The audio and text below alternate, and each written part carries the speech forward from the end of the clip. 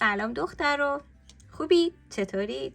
سحر قوچیان هستم از بافتنی قشنگه. من اومدم با یه هدبند جذاب. آخه کش بافت رو ببینید چقدر نازه، کش بافت برجسته. یه تعداد دانه سر میندازیم و بعد اضافه میکنیم، ساده میبافیم و این سمت که میرسیم کم میکنیم، سر و تهش رو به هم میدوزیم. هدبند ما تموم میشه. شاید باورتون نشه از یک کلاف میتونید چند تا، شما بگو فکر کنید چند تا هدبند میتونی ببافی و یه فروش فوق العاده ای ازش داشته باشی. سعی میکنم آموزشایی براتون داشته باشم که کاربردی باشه و راحت باشه که در هر سطحی هستید بتونید ببافید.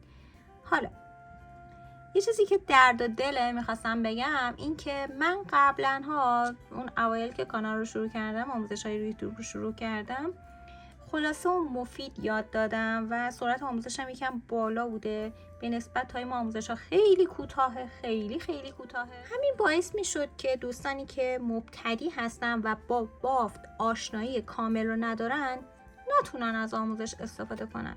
به همین خاطر تو آموزش های اخیر، طی 2 سال اخیر تصمیم گرفتم آموزش ها رو خیلی آرومتر داشته باشم و این باعث شده که تایمش بیشتر باشه و همچنین توضیحات من بیشتر و بیشتر باشه.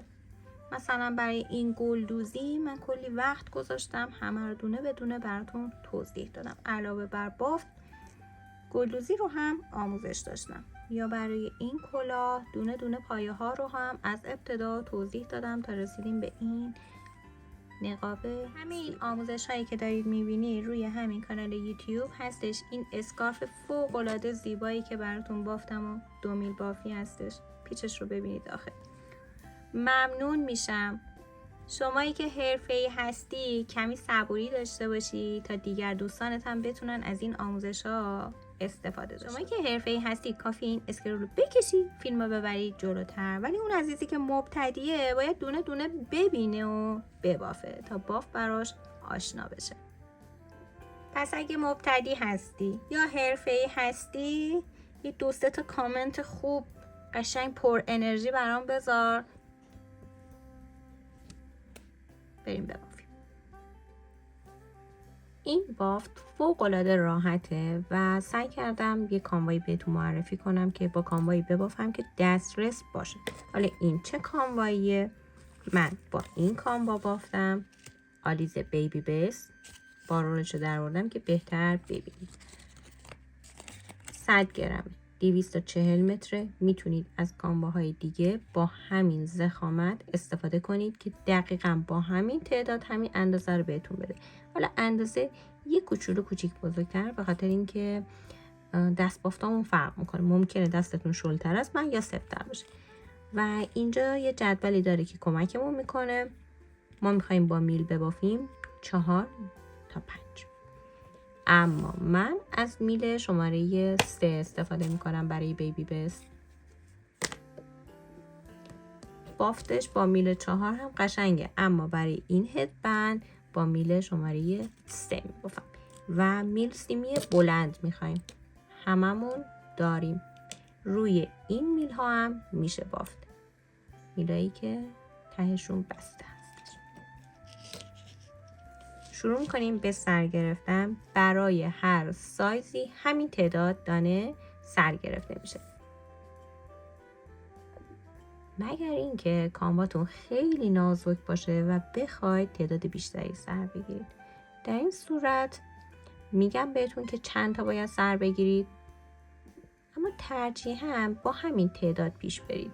این کش بافت، این تعداد دانه اولیه کش بافت پشت سر هستش، آنچنان دیده نمیشه. خب و بعد ما باید دانه اضافه کنیم تا به اندازه دلخواهمون برسیم، اندازه مورد نظر برای خانم ها برسیم. یا آقایون فرقی نداره. قبل از اینکه بخوایم بریم ببافیم دفتر بافتنی قشنگی و خودکارتون رو بیارید، تمام نکته ها رو یادداشت کنید و بعد شروع کنید به بافتن. پس فیلم رو تا انتها ببینید. ممنون که همراه هم هستید. برای شروع بافت ما باید 15 تا دانه سر بندازیم. یعنی یه دانه روی میل میگیرید، پیچش باز شده بود، یک دانه روی میل میگیریم و بعد 15 تا دانه از این حلقه رد میشیم بیرون. این دوتا باید یه ریزه بینشون فاصله باشه، به هم نچسبه. نخو خیلی سفت نکشید. 4 5 6 7 8 9 10 11 12 13 14 حالا اینجا رو ببینید، ما 15 تا دانه داریم، 5 قسمت 3 دانه ای.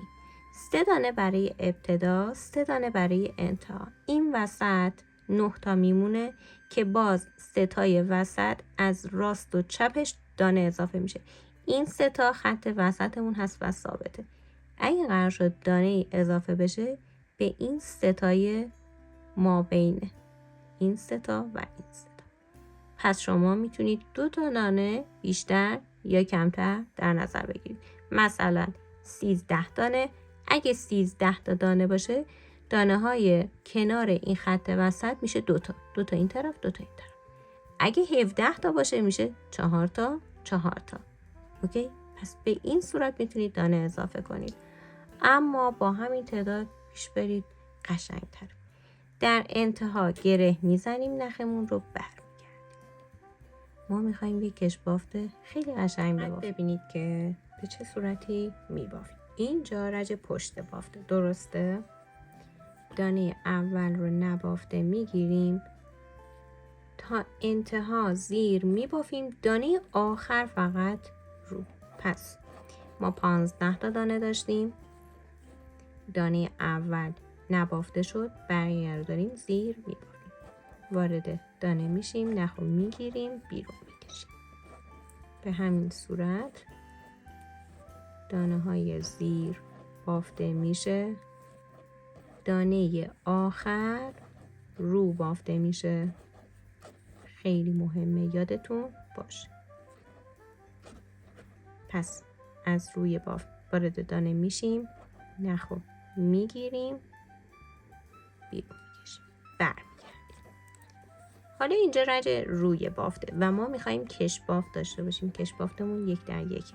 دانه اول نبافته رو میبافیم، دانه بعدی، دانه ای که روی میل هست نه، میریم پایینی، رج قبل. این دانه زیر بافته میشه، پس وارد دانه رج قبل میشیم، نخو بیرون میکشیم.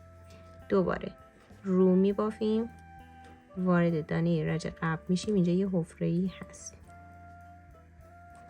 اینجا وارد میشیم، نخو بیرون میکشیم، رو میبافیم. وقتی که دانه زیر بافته میشه، این دانه رو، اینی که رو بود رج قبل زیر بافتیم، این حلقه ای که اینجا هست میفته پشت دانه. چند رش که ببافیم متوجه میشیم. رو دانه رج قبل زیر، رو دانه رج قبل زیر، رو و دانه آخر همیشه از سمت چپ حلقه جلویی زیر بافته میشه. برگردیم. این 2 تا رج تکرار میشه، یعنی الان دانه اول نبافته زیر میبافیم تا برسیم به دانه آخر. الان اینجا بهتر دیده میشه، ببینید این حلقه افتاده اینجا. تمام دانه ها زیر بافته میشه، دانه آخر رو بافته میشه. برمیگردیم. دانه اول نبافته رو میبافیم، دانه رج قبلی زیر بافته میشه. دوباره رو دانه رج قبلی زیر، رو دانه رج قبل زیر. به همین صورت میبافیم. ما باید 10 سانت ببافیم. این 10 سانت ثابته. دانه آخر از سمت چپ حلقه جلویی زیر بافته میشه. خب ببینید دانه های روی بافت کمتر از دانه های پشت بافت بافته میشه. این 2 رج رو باید ادامه بدیم. الان یک رج دیگه میبافم که برسیم اون سمت.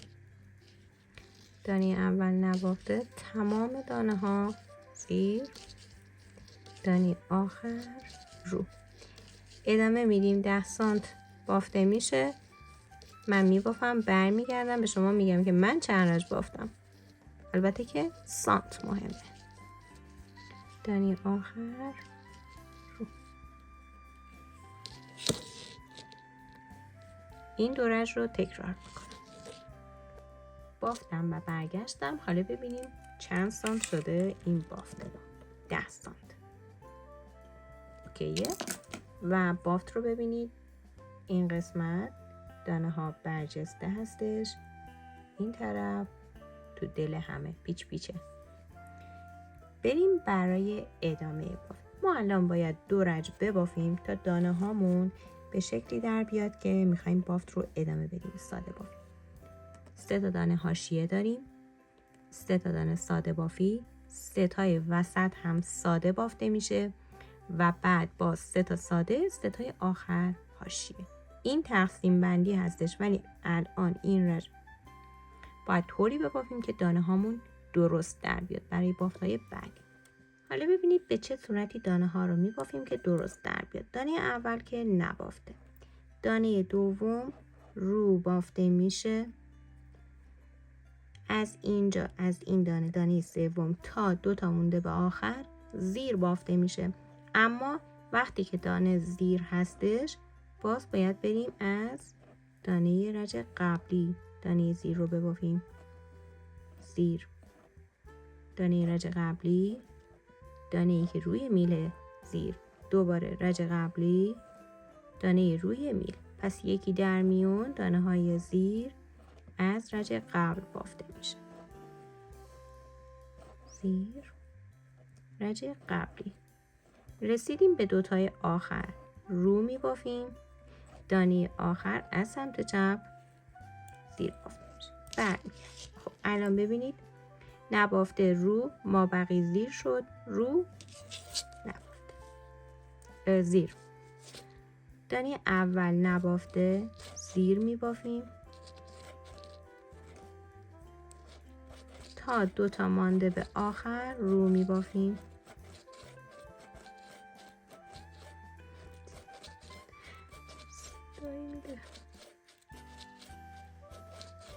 دوتای آخر زیر، دانه آخر رو بافته میشه. برمیگردیم. از اینجا به بعد ما باید مدلمون رو ببافیم. این 2 رج تموم شد و از اینجا به بعد اصل ماجرا شروع میشه که دانه اضافه میشه. کجا؟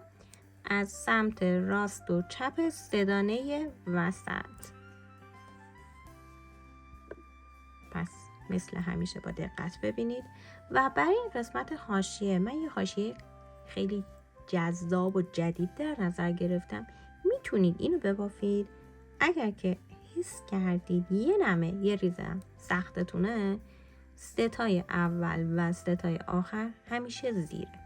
یعنی دانه اول نبافته 2 تا زیر ببافید. ما بقیه دانه ها رو همینطوری که هست میبافید. در انتها 3 تا. تو رج برگشت دانه اول نبافته 2 تا زیر، ما بقیه دانه ها بافته میشه. 3 تای آخر زیر. پس این راه جایگزینیه برای این بافتی که الان میخوام بهتون بگم. خیلی راحته، اما اگه 1% هم سختتون بود اونو ببافید. نبافته میگیریم. این 2 تا دانه باید جاشون با هم عوض بشه. پس ما با میل سمت راست این دانه رو نبافته به میل میگیریم و به آرومی میل سمت چپ رو از 2 تا دانه بیرون میکشیم. و حالا از پشت بافت دانه اول رو به میل میگیریم. دانه دوم که روی میل راست هست و میندازیم روی میل چپ. این دانه دوم هست و این دانه. حالا ببینید این 2 تا دانه زیر بافته میشه. زیر، زیر. یه پیچ اینجا افتاد. 3 تا دانه زیر میبافیم تا برسیم به 3 دانه وسط. این الان 3 دانه وسط هستش. میتونیم با مارکر هم نشونه بذاریم، اما برای روش‌های بعدی مشخص میشه. من الان مارکر میذارم. ما باید اول دانه اضافه کنیم بعد مارکر بذاریم. دانه اضافه کردن، این دانه‌ای که روی میل هستش میریم سراغ پایینی، این حلقه سمت راستش رو میگیریم، به این شکل میندازیم روی میل و حالا زیر میبافیمش. مارکر رو گذاشتم. رشهای بعدی هم براتون میبافم. باز میبینیم این 3 دانه زیر بافته میشه. 1 2 3. اول مارکر میذاریم، حالا میریم سراغ دانه اضافه کردن. اینجا وقتی دانه اضافه شد گفتیم میریم دانه رج قبلی، اما این قسمت دانه بافته شده، پس باید بریم 2 رج قبل. میشه این دانه. حلقه سمت چپش رو با میل چپ میگیریم و زیر میبافیم. 3 دانه زیر. 1 2 3. دوباره باید این 2 دانه جاشون عوض بشه و پیچ رو ببافیم. پس این 2 دانه ببینید با میل راست از پشت باف دانه دوم رو به میل میگیرم. میل چپ رو بیرون میاریم و از روی باف دانه اول رو به میل میگیریم. دانه ای که روی میل راسته میفته روی میل چپ و حالا این 2 دانه زیر بافته میشه.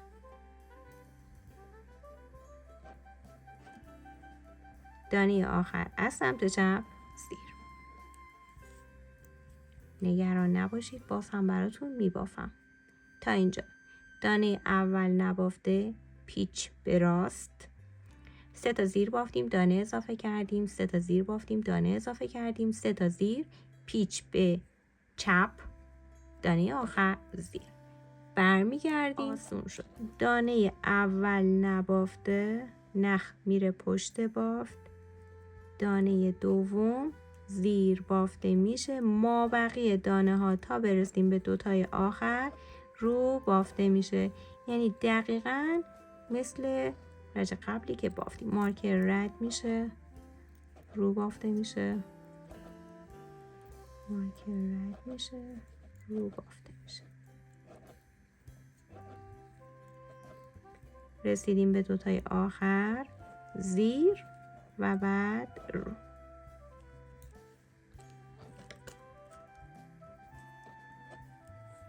بهش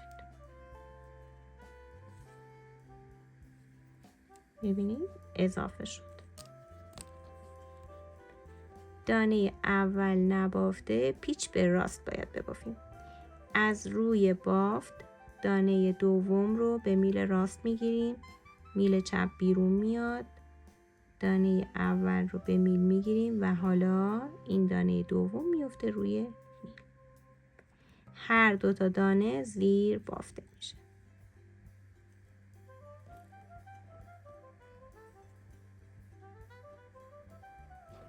رج قبلی 3 تا دانه داشتیم، 1 دانه بیشتر شد، الان میشه 4 تا. 4 تا زیر میبافیم.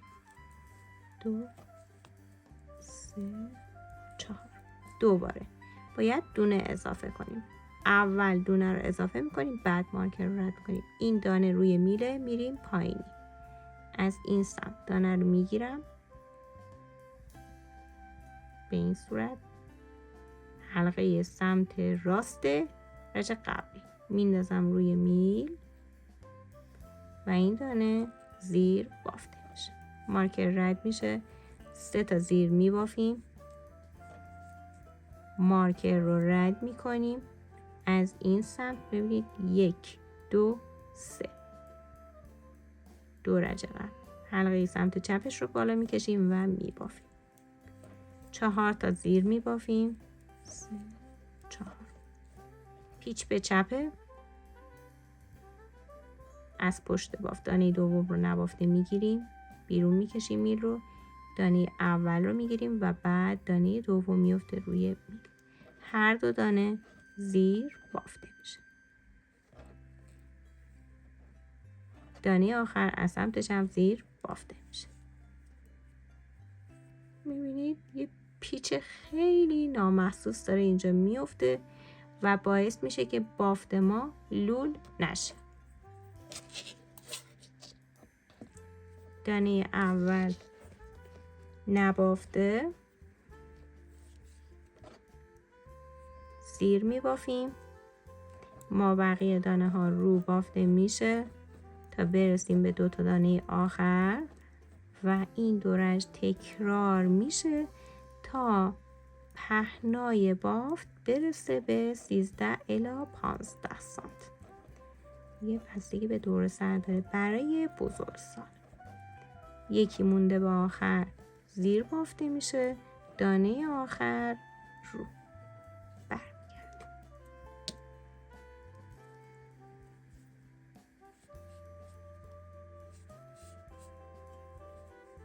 از این قسمت داره اضافه میشه.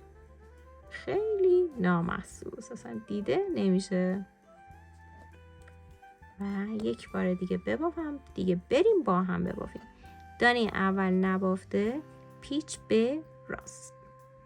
از روی بافت دانه دوم رو نگه میداریم، میل رو بیرون میکشیم، دانه اول رو میگیریم و سپس دانه دوم. این 2 تا دانه که جابجا شد زیر بافته میشه.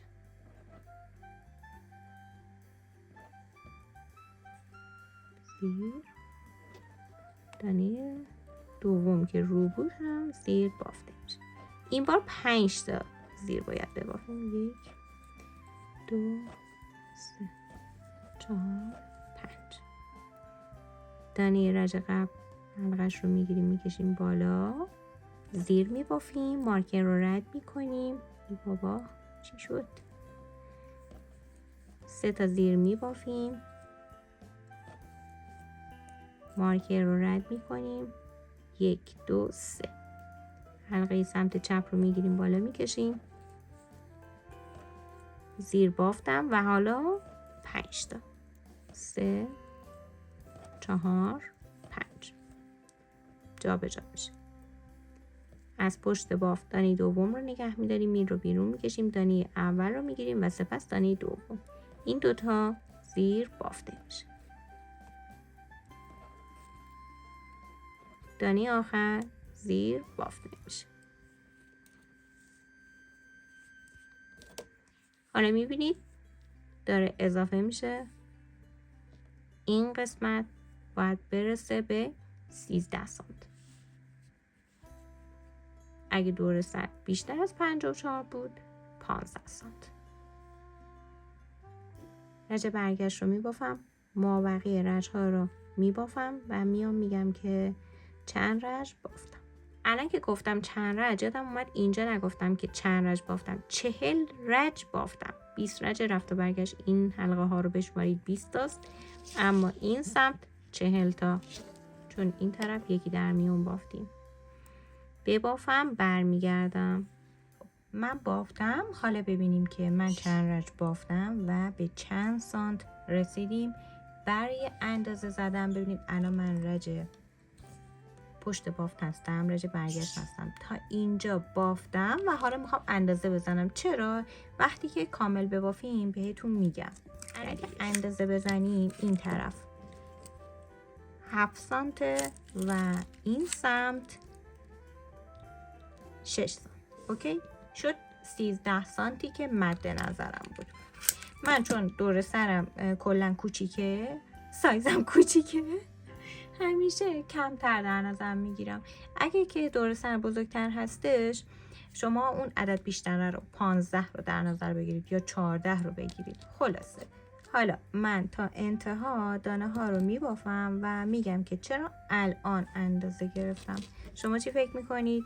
چرا الان اندازه گرفتم؟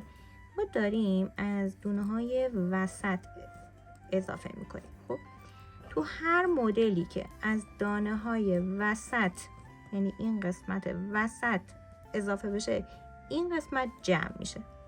تا انتها ببافم بهتون نشون بدم چه حالتی شده. کیس میخوره.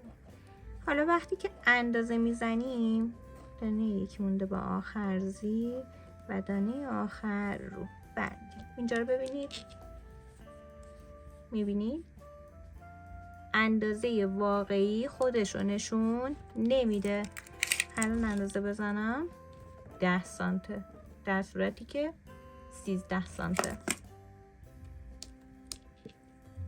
اینجا جمع شده، دونه ها تحت فشار. خب حالا از اینجا به بعد وقتی ببینید ما اینجا 3 تا دانه داشتیم، اما الان رسیدیم به 12 تا. 2 4 6 8 10 12 یا 11 تا. 2 4 6 8 10 11. خب 11 تا دانه. پس 8 تا دانه اضافه شده، یعنی ما 8 رج رفت و برگشت بافتیم. میشه چند تا؟ 16 رج بافتیم تا به اینجا رسیدیم. تعداد رج، تعداد دانه مهم نیست، اندازه مهمه. باید ببافید تا برسید به 13 الی 15 سانت. چند بار تاکید میکنم، بازم هستم به خدا بازم کامنت ها میگن که بافتیم، چرا کم شد، چرا کوچیکه، چرا بزرگه. شروع میکنیم به بافتن. از اینجا به بعد دانه ای اضافه نمیشه. دانه اول نبافته، این پیچ سر جاش هستش. دانه دوم از روی بافت نبافته میگیریم، دانه ها رو بیرون میاریم، دانه اول رو از پشت بافت به میل میگیریم و بعد دانه دوم رو میندازیم روی میل و حالا میبافیمش، زیر میبافیم. یه حلقش اومد بیرون، میبافمش. پیچمون بافته شد. از اینجا تا این قسمت که برسیم به پیچ به چپ، تمام دانه ها زیر بافته میشه، دانه ای اضافه نمیشه. همین تعداد دانه رو دیگه تا اون قسمت که برسیم به کاهشی باید ببافیم. مارکرها رو بر نمیداریم. چرا؟ میتونیم برداریم دوباره بذاریم اگه که مزاحمتونه، اما اگه باشم ایرادی نداره. مارکر رو رد میکنم، این 3 تا رو میبافم. مارکر رو رد میکنم، دوباره 11 تای این ور رو میبافم. 5 6 7 8 نگاه 9 10 11. پس جمعاً شد 22 تا 3 تا 25 تا دانه بعد پیچ تا قبل این پیچ. دوباره دانه دوم از پشت بافت نبافته گرفته میشه، از روی بافت دانه اول و دانه دوم میفته روی میل چپ. حالا زیر میبافیم. 1 2 تا دانه آخر از سمت چپ زیر بافته میشه. بشه. اگر که احساس میکنید این بافت پیچ براتون سخته، 3 تای اول و آخر رو رکن در نظر بگیرید، زیر ببافید. دانه اول نبافته 2 تا زیر، در انتها 3 تا زیر، رج برگشتم همینطور. دانه اول نبافته 2 تا زیر، 3 تای آخر زیر، به جای این بافت پیچ. چون که من هدبند قبلی رو اون بافته بودم، خواستم که این یکم فرق داشته باشه. رج برگشتش رو ببافیم. دانه اول نبافته مثل قبله، دانه اول نبافته زیر میبافیم. ما بقیه دانه ها همه رو بافته میشه تا یکی مونده به آخر.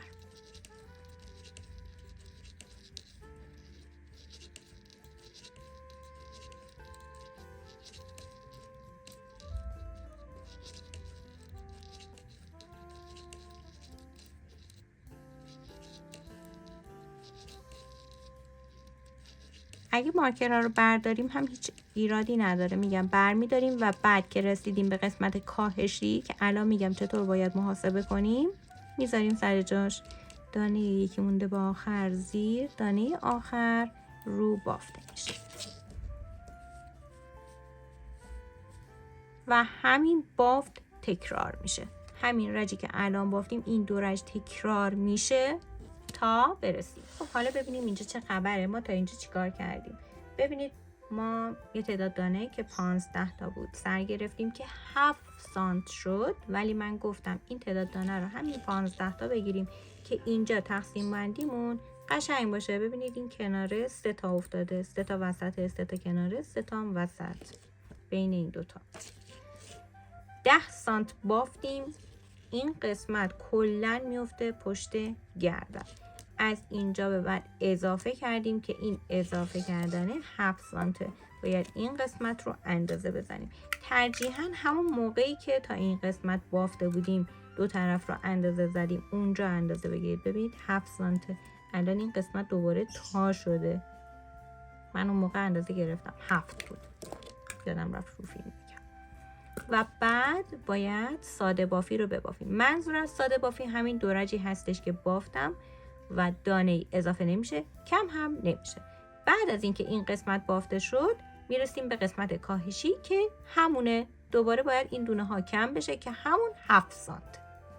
پس ما یه 10 سانت بافتیم، یه 7 سانت، یه فاصله ای باید ببافیم و بعد دوباره 7 سانت.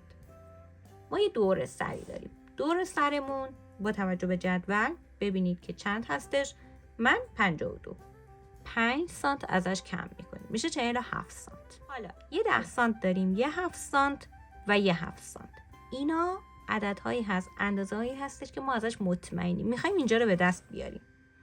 فعلا 23 رو نگاه نکنید. 10 به علاوه 7 به علاوه 7 اینجا نوشتم. 10 به علاوه 7 به علاوه 7 میشه 24 سانت. از دور سرمون کم میکنیم. دور سری که 5 سانت رو ازش کم کردیم چون که این بافتمون کشتسانی داره. 5 سانت کم میکنیم از دور سر. 47 منهای 24 که جمع این سه تا بود میشه 23. من شرمنده روی ماه شما حرفه‌ای هستم که داری اینا رو گوش میدی، اما عزیزانی اینجا هستن که تو این آموزش عمومی مبتدی هستن و نیاز دارن به این توضیحات.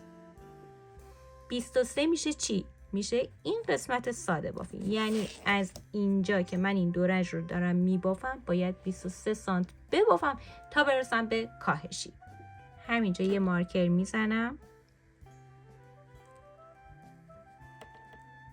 که این 23 سانت رو اندازه بزنم. از اینجا 23 سانت این دورج بافته میشه. برمیگردم بافتم. خب این فاصله‌ای که قرار بود ببافم الان دیگه رسیدیم به نقطه‌ای که باید کاهشی رو ببافیم. یعنی از این مارکر تا اینجا الان من 23 سانت بافتم. شما ببینید چند سانت لازمه ببافیم. بریم دیگه از اینجا به بعد رو یکم سریع‌تر ببافیم، چون دوستانی که حرفه‌ای تر هستن همیشه تو کامنت ها میگن خیلی توضیح میدی. دوستی که مبتدی هستی بیا اینجا از من دفاع کن، یه کامنت همین الان بذار. و دوستی که حرفه‌ای تر هستی ممنون میشم یک کوچولو صبوری داشته باشی. این قسمت ببینید حالا به این مارکرها که میرسیم اینجا اضافه کردیم، این طرف باید کم کنیم. کاهشیمون باید به شکلی باشه که این خط همینجا سر جاش باقی بمونه و از دانه های قبل از مارکر و بعد از مارکر دوم کم بشه. اولش که همونه، یعنی ما باید همون روال بافت رو ادامه بدیم تا برسیم به مارکر. یک دانه مونده به مارکر. دانه ها رو جا به جا کردم. زیر می بافیم. 11 تا دانه داشتیم، پس من 10 تاش رو می بافم، یعنی یکی کمتر. میرسیم به یک دانه مانده به مارکر. الان رسیدم. خب حالا ببینید این دانه با دانه بعدی باید یکی بشه. این دانه رو نبافته به میل میگیرم. ببینید از حلقه پشتی دقت کنید، برای اینکه بافتمون تمیز در بیاد باید این کار رو انجام بدیم. از پشت باف از حلقه پشتی نبافته به میل میگیریم.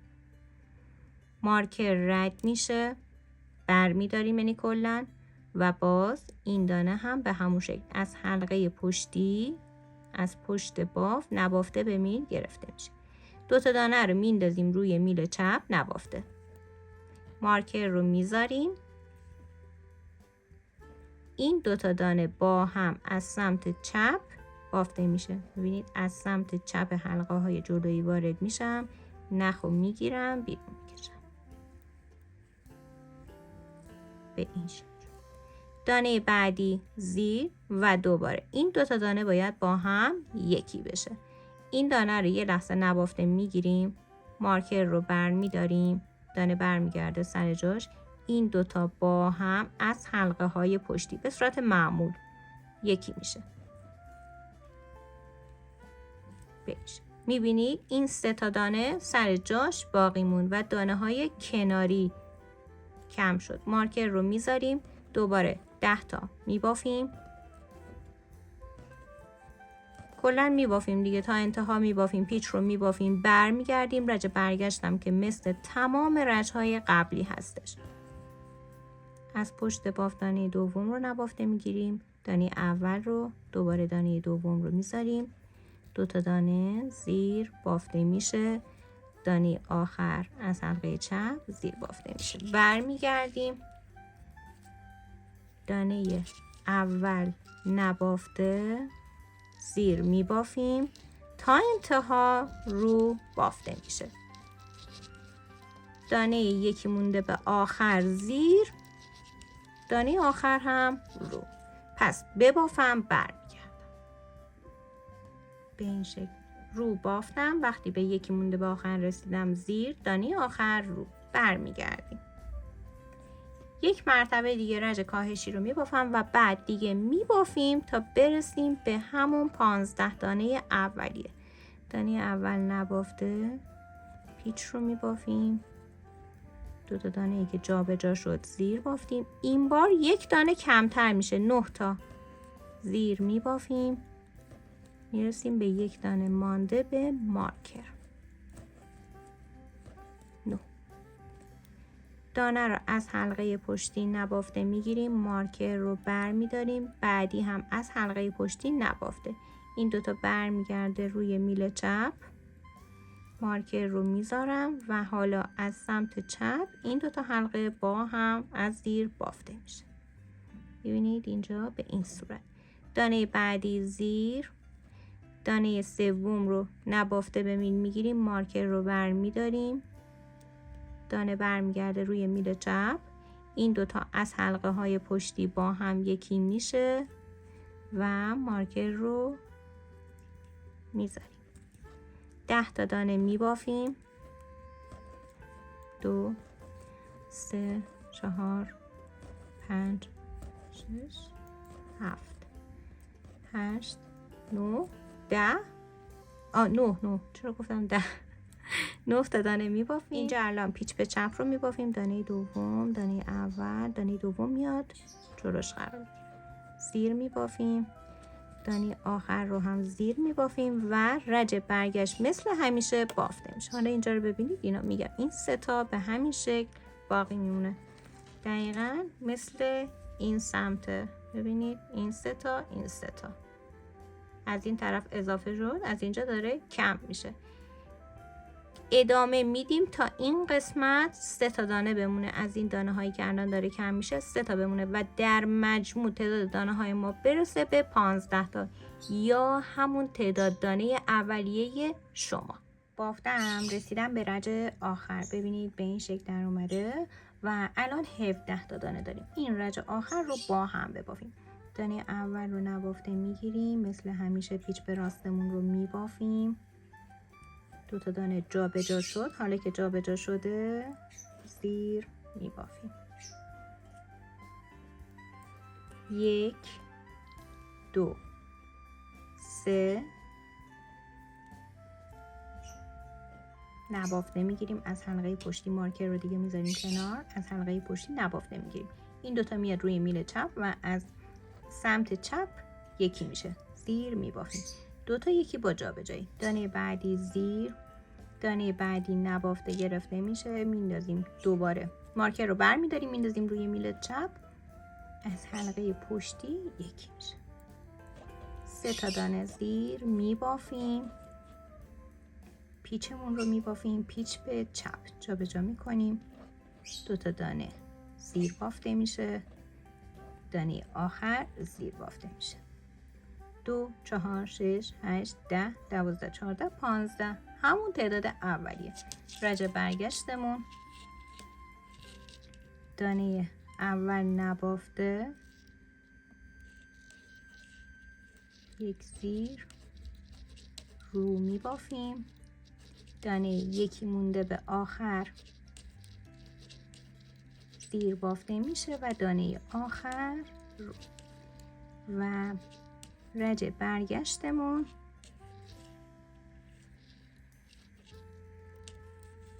باید تمام دانه ها کور بشه.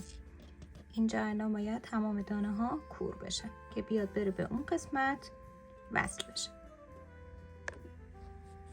ما میتونیم الان این دوتا قسمت رو هم روی هم قرار بدیم و با سوزن به هم وصل کنیم، اما من میدونم که برای دوستانی که مبتدی هستن این روش سخته.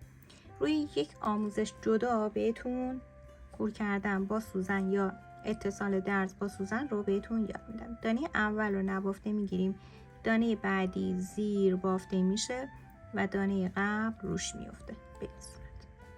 دوباره دانه بعدی زیر بافته میشه، دانه قبلی رو بالا میکشیم، دانه‌ای که بافتیم رو از تو دلش بیرون میکشیم.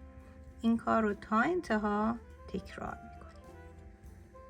میبافیم، دانه قبل رو روش میکشیم به این صورت. میبافم تا انتها.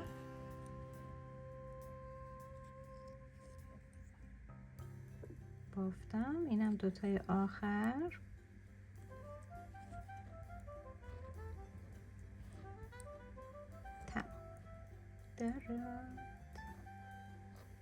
خیلی ممنون که گرفتمت.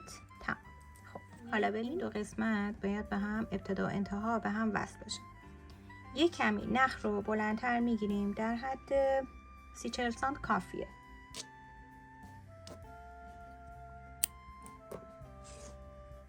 بیرون میکشیم. این نخ رو میگیریم روی سوزن.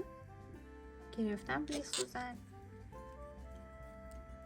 لبه دانه هایی که سر گرفتیم و این قسمتی که کور شد، این دوتا با هم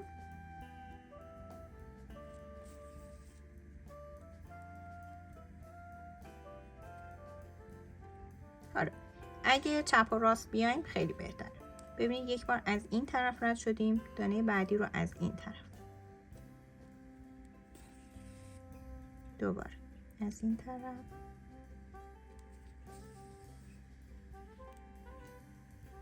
همینطور چپ و راستی کوک میزنیم و یک دور همینو برمیگردیم که کاملا محکم بشه.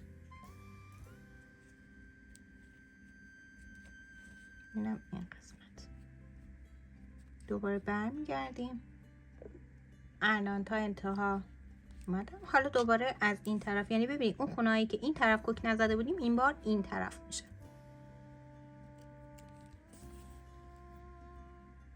دقیقا جاش مشخصه. برمیگردیم.